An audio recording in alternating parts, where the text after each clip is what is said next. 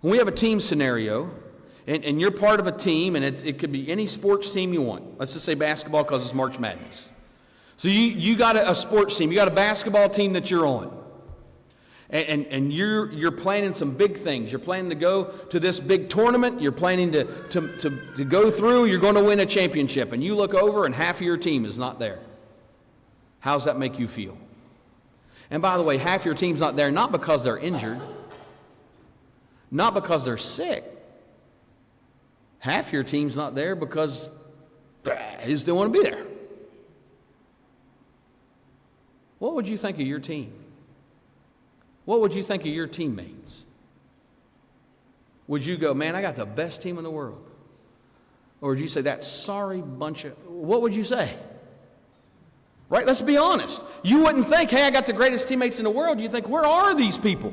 Then when you called them and they said, I'm just kind of tired. I just didn't want to show up. What? You didn't want to show up? How come you didn't want to show up? And then when they did show up, what would your coach make them do? Your coach would probably chew them out and make them run some laps. What would happen if we made Christians run laps? I caught your attention, didn't I? Some of you are thinking, I wouldn't run laps. God gave me a car. Okay, that still works. But what happened if we make Christians run laps? So let's take it to a different scenario for a second. Imagine you're going into war. You're going into battle. And you're fighting the most vicious enemy of your entire life, whatever that enemy is. And you got this team of people. And this team of people is what you're going into this battle with. And you turn around and half of them aren't there. They didn't show up that day. What would you think to yourself?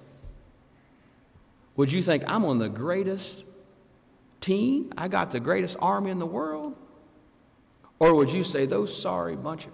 What would you say? Now let me remind you of something. We are in the greatest spiritual battle of our life